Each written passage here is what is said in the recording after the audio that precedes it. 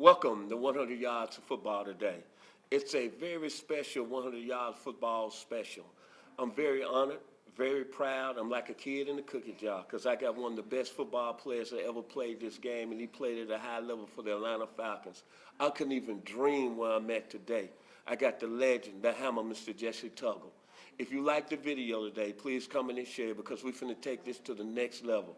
As Trouble Funk said back when I was growing up, 100 yards of football is finna drop the bomb.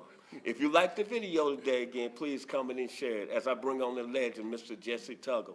So, Mr. Jessie Tuggle, how you doing, man? I'm doing great, Vincent. Thanks for the introduction. I appreciate that. Hey, man, I couldn't do it for the best. Let's go and get with it, man. You come from Griffin, Georgia now. 30,000 people. Tremendous football players come out of that area. Right field right of my favorite team, the Dallas Cowboys. Alton Montgomery, they played at Houston. The Clemens brothers and uncles who played at the University of Georgia. When I first heard about Griffin was in 1979 when I had two guys out of my neighborhood that went to the University of Tennessee, Willie Gault, then Randy Baldwin at Ole Miss, Darren Hancock on the basketball side. Man, what's going down there in Griffin, man? How they put athletes like that, and you're a part of that tremendous athletic history that comes out of Griffin? You know what? Everyone says it must be in the water. But I tell you what, that small town has produced some great athletes. I think right now, if you look at the state of Georgia, there may be more than 300 high schools. Yes, sir. And you look at what school have produced the most NFL athletes, and it's Griffin High. And I'm proud to be a part of that. You know, that's my home. My mom still lives there. We still visit there, go to church there. My wife from there, Yes, sir. after all these years, we're high school sweethearts. And it's just something about being from a small town. And believe it or not, every time I go out and do something when I was a player, as a Falcon, that I wanted to represent my hometown right. And that motivated me even more to play harder. Let's move on to the college career. Looking up your career and me doing my homework, it's very amazing to me that Tennessee didn't come calling, Alabama, Georgia, especially the Dogs. This for the Dog fans. You ended up at Valdosta State. You only had 2 offers, man? Only had 2 offers, Valdosta State and West Georgia. And at that particular time, coming out, I was 5'11", 185 pounds. But one thing you can't see is the size of my heart. Yes, sir. My technique was really good. I was, gifted in a sense that I can make plays all over the field. But just for size-wise, they overlooked me. But one thing that helped me over all the years, I felt like I had a chip on my shoulder, and it continued to make me want to work harder and be better. And my game just kept progressing, and over the years, I just got better and better and better. And then, and who would have thought all the years later that all the tackles I made, over 2,000 tackles in the NFL, 5 Pro Bowls. Yes, sir. But I'm right here still in the state of Georgia. Well, and that's another impressive thing that you played your college ball here. You're from the state of Georgia. Then you made your plant here in Georgia as an Atlanta Falcon. To me, I'm just putting it out there, and I'm not trying to cuss up to Mr. Tuggle, but if you look at his records and look at his playing career, he's by far the best linebacker in Atlanta Falcons history. Now we're going to move on to Valdosta State. Now, coming out, you played with 2 twins that were pretty good football players, the Smith brothers, I recollect. Then you played under Coach Mike Cavan, who played on one of the best teams at the University of Georgia in 1968, and he was the guy that was catalyst that recruited Herschel Walker to Georgia. So you had a great time now. Then I'm looking at the 87 draft, and it's amazing that you didn't even get drafted when you look at all the, I want to say the flops. I don't want to throw no disrespect at that, but you know me, and everybody knows me at 100 yards super. Vince Turner tell it like it is, and I don't care because I'm from the 901. Brian Boswell was in that draft in 87. We know what happened to him. Cornelius Bennett was a good player, but he made a couple of Pro Bowls in Buffalo, but he was on a great team. Let's be for real. But, man, this man here, come on, y'all. Come on. This man was off the chain from 1989 to 1993. And my thing is, coming out, not getting drafted out of Valdosta State, man, what was your thinking? And personally, what made you choose the Falcons? Because I know a lot of teams came after you, want you to come to camp. But, man, what was your thing going to camp? I know that chip had to be big, man. Hey, and Vince, I know you had right. to be like a dog, man, ready You know to what? just knock anybody out. Because I heard you got a 500 bench on the bench press. You know what, Vince? I appreciate that, man. But you're right. I always played with a chip on my shoulder. I was extremely a gym rat. So I was in the gym, working hard, trying to beat them before we even get on the football field. But I had a great time at Boston State. You know, I was fortunate enough, like you mentioned, I played with a set of twins, you know, Dennis and Dallas Smith, who after all the years are my best friends. I know I love them guys to death. I was fortunate enough to get Mike Cabin to come down there. And when Mike saw me at practice, he saw me play, and he said, Jesse, I'm telling you, you're better than any linebacker that I ever had at the University of Georgia. And that was a big compliment by itself. Yes, but Mike, what Mike Cabin also did, he made sure and reminded us all the time that he was the one that recruited Herschel Walker as well. And I was like, Mike, why don't you bring him down here, Coach Cabin? and believe it or not, Herschel came down there, and Okay. it was awesome. You know, so overall, when I look at my career down at Boston State, you know, I had a great time. I didn't get drafted, undersized linebacker, playing at a small school. But in 1987, you know, my senior year, coming out from 86, 87, my rookie year with the Falcons, you know, the Falcons were the first team that invited me to come to camp. So I wanted to be there. I was undrafted. I drove my dad's truck there, and Awesome. and it was unbelievable what I find myself, you know, with the likes of Buddy Curry and Joel Williams and some of the guys I've been watching on TV forever. Now I'm right there with those guys. And my main goal was to make that football team. And one of my biggest accomplishments that I can remember right now, you know, other than getting married and having children, was making the team, because I was such a long shot. There were 17 linebackers in camp, Vincent. 17. Woo! Only Awesome. nine was going to make the team.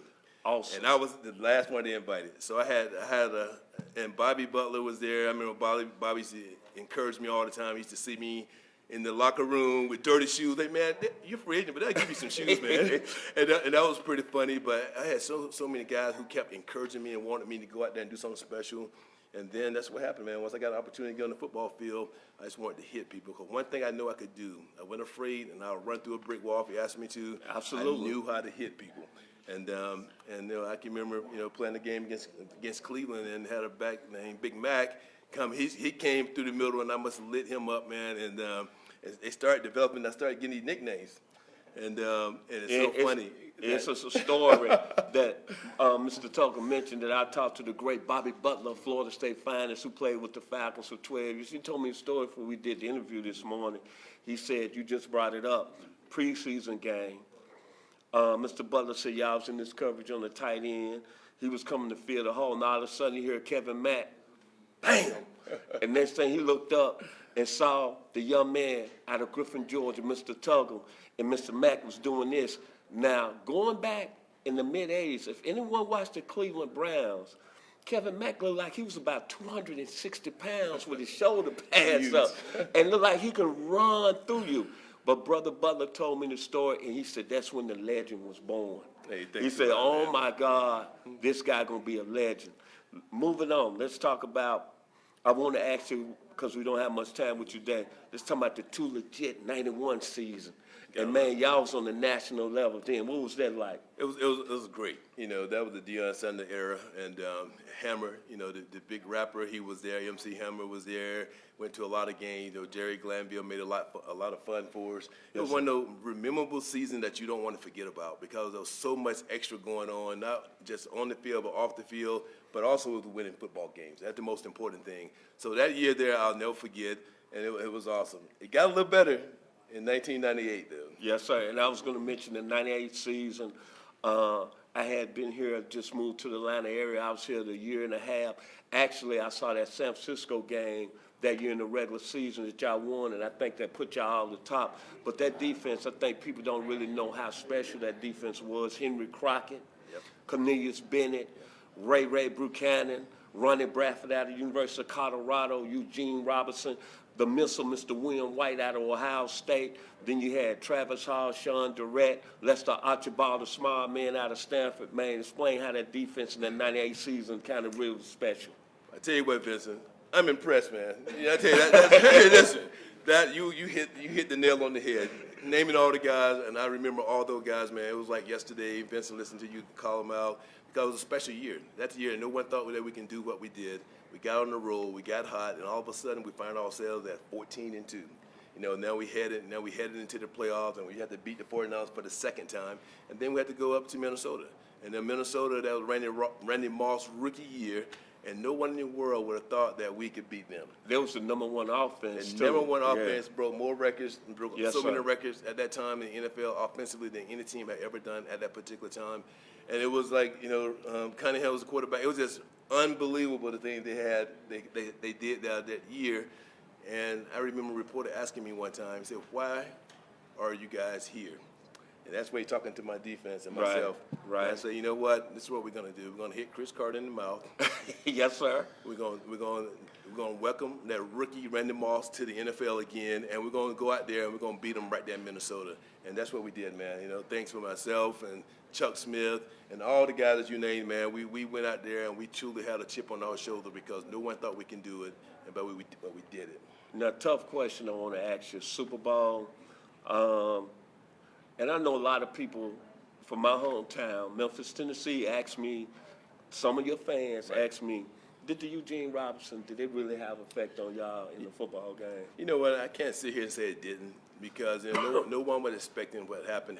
And about all people, you would have asked me, anyone, that would have been the last name I would have called out because I know he really is a real good guy. Yes, sir. But when the world's watching you, no matter what you're doing, whatever you do in the dark, sometimes come to the light. And that was the worst time ever for anything like that to happen. And I can't sit here and say it didn't affect me mentally, yes, but sir. it affected me more emotionally because I had a big heart, has a funny spot in my heart for Eugene because I knew the kind of person he was. But when I went to his room, I asked him, "Hey, man, can you play? Can you still play on Sunday for the Super Bowl?" Because when you go through so many battles with individuals, Yes, sir.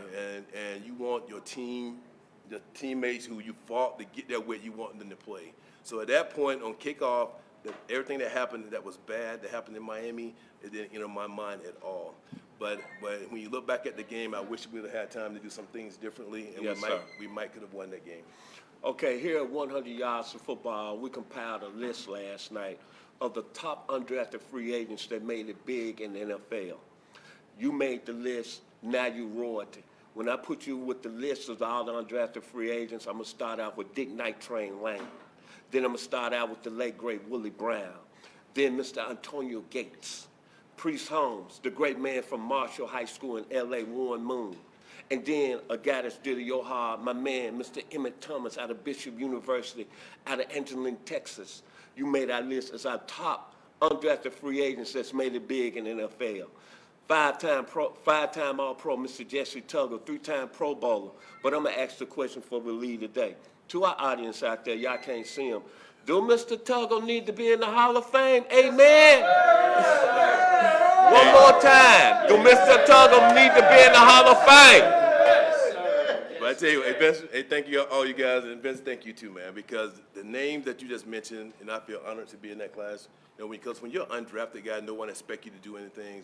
And I look back at my career, and it could have went either way. Yes, you sir. know, to play 14 years for the Atlanta Falcons, to play in 5 Pro Bowl, 3-time All-Pro, and made more tackles than any linebacker or anybody in the decade of the 90s, from 1990 to 2000. Absolutely. It means something, and hopefully one day we'll get a linebacker from the Atlanta Falcons in the Hall of Fame. Well, Whether it's me or Tommy Novus, I truly believe that one of us is going to make it, if not both, in the next 20 years. But I have so much respect, you know, for the late, great Tommy Novus and his wife and everything he's done, because when the years when I played, he had nothing but praises for me. And he said he's the one who said, "Jesse, one day you may make the Hall of Fame."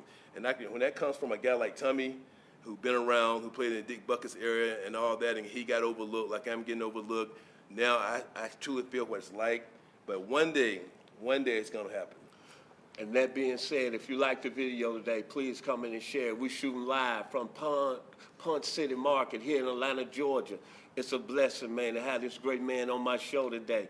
I'm like a kid in the cookie jar. To my parents, Inez and Chester Turner, be proud of you, baby boy, because you raised me right. To Mr. Jessie Tuggle out of Griffin, Georgia, by way of Valdosta State, the Atlanta Falcons great, the greatest linebacker in their history.